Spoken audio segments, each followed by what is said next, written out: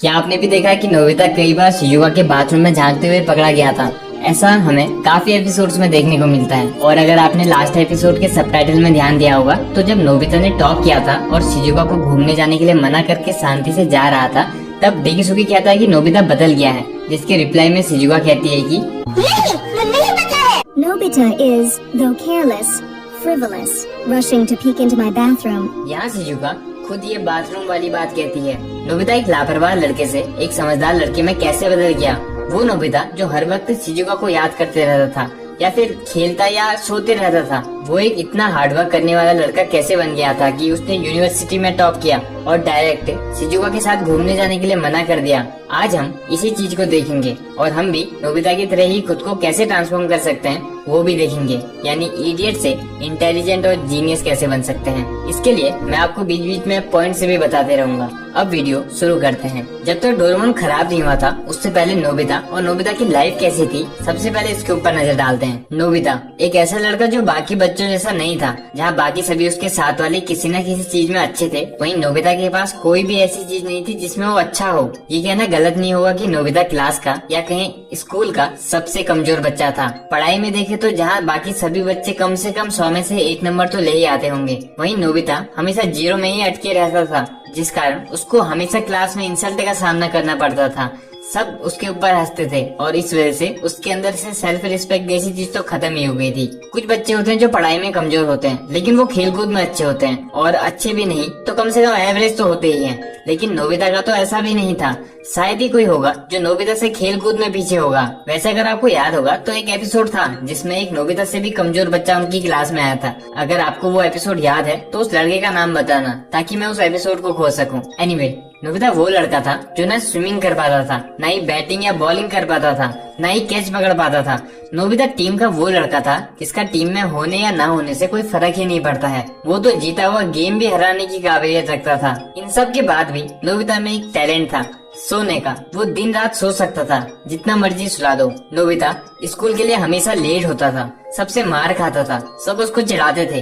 वो कभी अच्छे मार्क्स नहीं ला पाता था, होमवर्क नहीं कर पाता था और न जाने कितनी और खामियों से भरा था। सबको यही लगता था कि नोबिता जीवन में कभी कुछ नहीं कर पाएगा। जब नोबिता का जन्म हुआ था तब नोबिता के पेरेंट्स ने बहुत सपने देखे थे नोबिता को लेकर कि वो डॉक्टर बनेगा, इंजीनियर बनेगा, एथलीट बनेगा या फिर अच्छा पॉलिटिशियन। लेकिन जैसे जैसे नोबिता बड़ा हुआ तो उसके पेरेंट्स को भी ये रियलाइज हो गया कि नोबिता से इतनी उम्मीद करना सही नहीं रहेगा। वे लोग नोबिता से प्यार करते थे और उसके अच्छे भविष्य के लिए उसको बहुत डांटा करते थे। कई बार एपिसोड्स में दिखाया गया कि नोबिता के पेरेंट्स नोबिता के लिए बहुत चिंता करते थे। ऐसे ही कुछ चिंता शिवाशी को भी थी, इसीलिए उसने डोरेमोन को नोबिता के पास भेजा था। डोरेमोन पहले नोबिता को ज्यादा पसंद नहीं करता था, लेकिन जब उसने नोबिता को देखा कि नोबिता बाकियों से कुछ अलग है, वो दिल का बहुत अच्छा और भोला है, वो बाकियों की खुशी के लिए अपनी खुशी को त्याग सकता है। समय के साथ डोरेमोन ना जाने कब नोबिता का सबसे अच्छा दोस्त बन गया था। डोरेमोन के साथ मिलकर नोबिता ने बहुत सारी चीजें एक्सपीरियंस की थी, बहुत कुछ सीखा भी था। सब ठीक चल ही रहा था कि एक दिन डोरेमोन की बैटरी खत्म हो जाती है।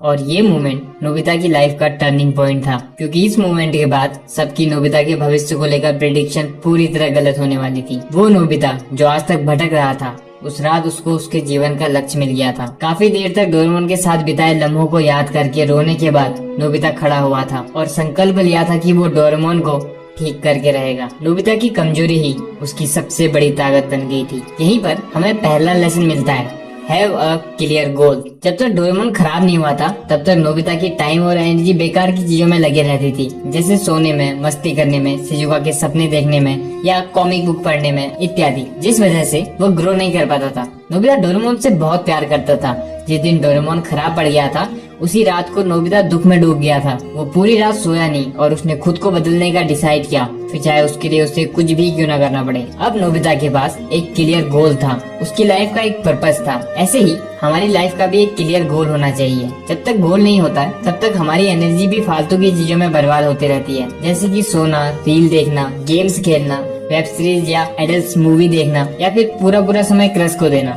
एक्सेट्रा। लेकिन जब हम जानते हैं कि हमारे जीवन का एक लक्ष्य है तब हम उन सब चीजों को दूर करने लगते हैं जो हमें हमारे गोल से भटकाती हैं। इसलिए एक स्ट्रॉन्ग और क्लियर गोल होना बहुत जरूरी है। नोबिता की तरह ही आप भी अपना एक क्लियर गोल बनाओ, उसको नोट करो, सुबह शाम देखो और हर वक्त उसको पाने के बारे में सोचो। जब डोरेमोन खराब रहा था तो आपको लगता है कि नोबिता अपना समय बेकार की चीजों में लगाएगा? नहीं, उसने सारा ध्यान डोरेमोन को ठीक करने में लगा दिया था। हमने इस शॉर्ट फिल्म में भी देखा है कि नोबिता सिर्फ डोरेमोन को ठीक करने में लगे रहता था। वो सारा दिन अकेले रह के काम करता था। डोरेमोन को ठीक कर पाना नोबिता के लिए आकाश को छूने जैसा मुश्किल काम था। नोबिता तो अपना होमवर्क भी नहीं कर पाता था। नोबिता जानता था कि वो बहुत कमजोर है, लेकिन उसने हार नहीं मानी। उसने 0 से स्टार्ट किया। उसको पता था कि डोरेमोन को ठीक करने के लिए उसको सबसे पहले खुद को ठीक करना पड़ेगा, खुद को स्ट्रॉन्ग बनाना पड़ेगा। इसलिए उसने दिन रात खुद को इम्प्रूव करने में लगा दिया था। यहाँ पर आता है दूसरा लेसन, इम्प्रूव योरसेल्फ। कई साल बीत जाते हैं जब हम देखते हैं कि नोबिता ने यूनिवर्सिटी में टॉप किया था और वो शांति से जा रहा था तो शिजुका उसको रोकती है। यहाँ पर हम जिस नोबिता को देखते हैं वो पूरी तरह बदला सा लग रहा था। उसके ऊपर से एक स्ट्रॉन्ग वाइब आ रही थी। वो बहुत शांत और समझदार जैसा लग रहा था। उसको किसी से कोई मतलब भी नहीं था। वो एक जीनियस जैसा लग रहा था। उसने टॉप किया था। उसकी जगह कोई दूसरा बच्चा होता तो वो खुशी से नाचने लग जाता, लेकिन नोबिता को कोई फर्क नहीं पड़ता। जब शिजुका और डेकिसुगी उसकी तारीफ करते हैं तब भी नोबिता ज्यादा खुश नहीं होता। उसके लिए इन मार्क्स की ज्यादा वैल्यू नहीं थी। यहाँ नोबिता बोलता है कि वो मार्क्स नहीं है जो मुझे चाहिए, मुझे तो नॉलेज चाहिए। वो नॉलेज जिससे वो डोरेमोन को ठीक कर सके। और घूमने जाने के लिए मना करके घर को जाने लगता है। तब शिजुका कहती है, नोबिता अब बिल्कुल भी आलसी, कामचोर और जिंदगी में सब कुछ जल्दी जल्दी करने वाला इंसान नहीं रहा है। वो एक बहुत ही बहादुर इंसान है, तुम्हें पता है। डोरेमोन के जाने के बाद वो अपने ऊपर कुछ ज्यादा ही प्रेशर डालता है बिना किसी को कुछ बताए। मैं समझती हूँ तुम्हें नोबिता। नोबिता शिजुका, मैं कुछ भी कर उसे पिकनिक पे बुलाऊंगी ही। नोबिता! एक जो चीज हमारी ग्रोथ और इम्प्रूवमेंट के बीच में सबसे बड़ी रुकावट के रूप में आती है वो है लस्ट, वासनाएं या कहें काम। ये वो चीज है जो अच्छों को भटकाने की क्षमता रखती है। जब गोल के लिए हम इसे त्याग सकते हैं या कहें इससे ऊपर उठ सकते हैं तभी हम गोल को वास्तव में पा सकते हैं। जैसे नोबिता पहले हर वक्त शिजुका के बारे में सोचता था, शादी के सपने देखता था, या फिर अगर उसके पास कोई गैजेट होता था तो वो अक्सर उसका इस्तेमाल नहा रही शिजुका को देखने में करता था। शिजुका का नहाना और नोबिता का ताक झाक, इन दोनों का कॉम्बिनेशन हमें बहुत सारे एपिसोड्स में देखने को मिलता है। बचपन में नोबिता कैसा भी हो, लेकिन बाद में वो अपनी इस आदत से ऊपर उठा। उसने अपनी इस आदत को सुधारा। उसने उस शिजुका से मतलब छोड़ दिया था जो उसकी सबसे फेवरेट दोस्त थी। सेल्फ इम्प्रूवमेंट और ग्रोथ के लिए आपको भी यही चीज सीखनी पड़ेगी। इस स्ट्रॉन्ग डिस्ट्रैक्शन से ऊपर उठना पड़ेगा और ये चीज हमारे गोल को अचीव करने के लिए बहुत जरूरी है। इन चीजों से ऊपर कैसे उठें? माइंड और सेंसेस को कंट्रोल करके, और ये चीज होगी प्रैक्टिस से। अगर इसके ऊपर डिटेल में वीडियो चाहते हो तो कमेंट में बता देना। एनीवे, नोबिता की तरह ही आपको भी मार्क्स से ज्यादा नॉलेज में ध्यान देना होगा। वो नॉलेज जो आपको इम्प्रूव करे, आपके कैरेक्टर को स्ट्रॉन्ग बनाए। 3 इडियट मूवी में भी हमको यही टीचिंग मिलती है। मार्क्स के पीछे मत भागो, एक्सीलेंस के पीछे भागो, सक्सेस झकमार के पीछे आएगी। जैसे नोबिता ने खुद को इम्प्रूव किया, खुद के कैरेक्टर को इम्प्रूव किया, अपने नॉलेज को बढ़ाया और फिर अच्छे मार्क्स और सक्सेस तो उसके पीछे खुद से आ गई थी। यहाँ पर एक और जो चीज हमें नोबिता से सीखने को मिलती है वो है the art of saying no.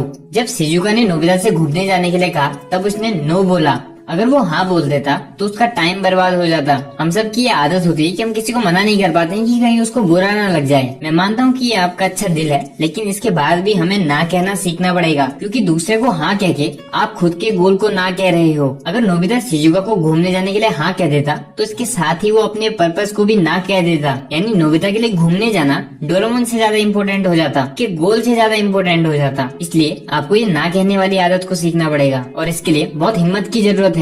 सामने वाले को बुरा लगे तो लगे। अगर कोई आपको कॉल करता है या फिर मैसेज करके डिस्टर्ब कर देता है तो कोई जबरदस्ती नहीं है कि आपको उसकी कॉल उठानी ही उठानी है या रिप्लाई करना ही करना है। पड़े रहने दो मैसेज को, वो आपके गोल से ज्यादा इम्पोर्टेंट नहीं है। हम अक्सर रिप्लाई इसलिए कर देते हैं कि सामने वाले को ऐसा न लगे कि हम भाव खा रहे हैं। तो ऐसे में ध्यान दें कि अगर उसको ऐसा लगे तो लगने दो। आपके लिए आपका काम और आपकी पढ़ाई इम्पोर्टेंट होनी चाहिए। आप इस चीज को एक्सपीरियंस करना कि जब आप रील्स को या दोस्तों को या फिर हर उस चीज को जो आपको डिस्टर्ब कर रही है उसको ना कहोगे और अपने गोल को हाँ कहोगे तो आपको अंदर ही अंदर पावरफुल फील होगा। इसलिए ना कहना सीखो हर उस चीज को जो आपको आपके गोल से दूर लेकर जाती है। नेक्स्ट पॉइंट आता है नेवर क्विट। कभी भी हार मत मानो।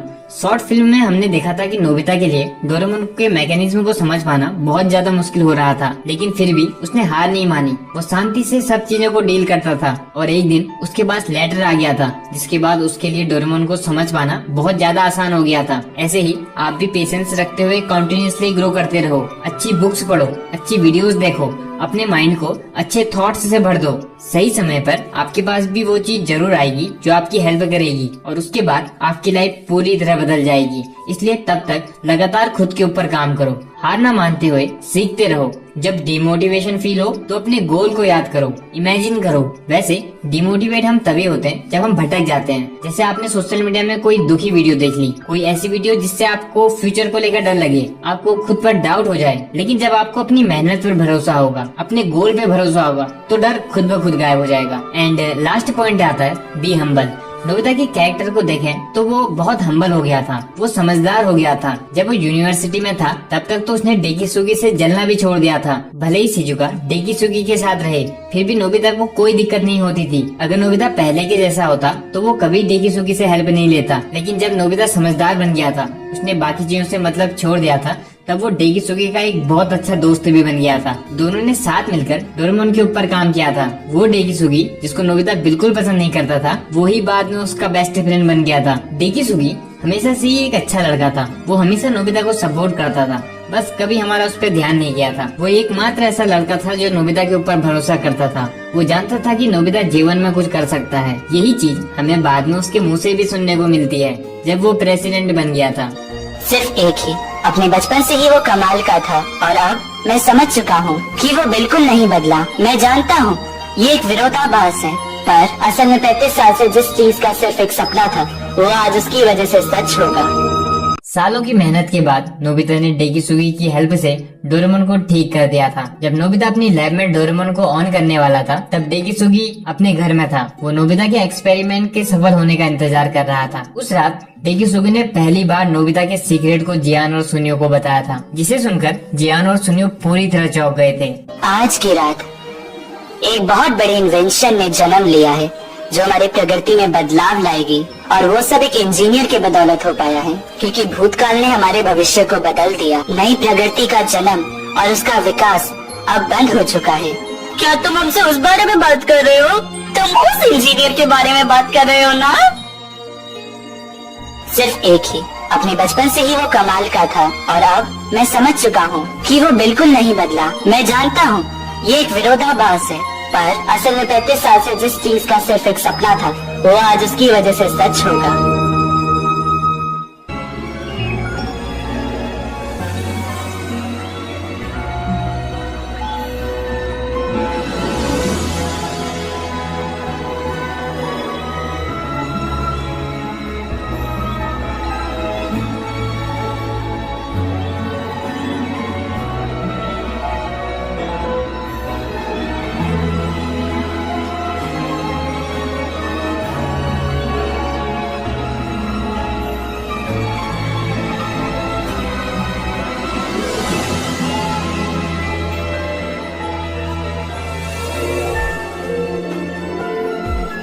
बेटा, क्या तुमने अपना होमवर्क कर लिया?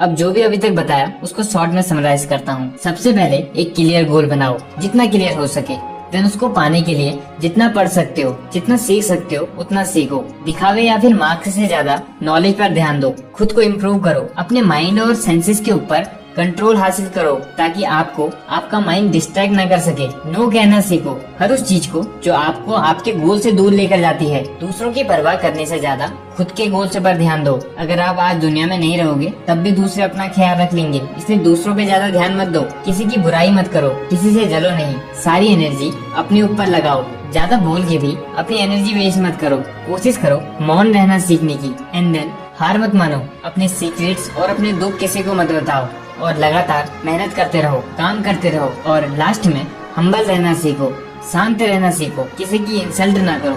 शांति से सिचुएशन को समझने की कोशिश करो, देन एक्ट करो।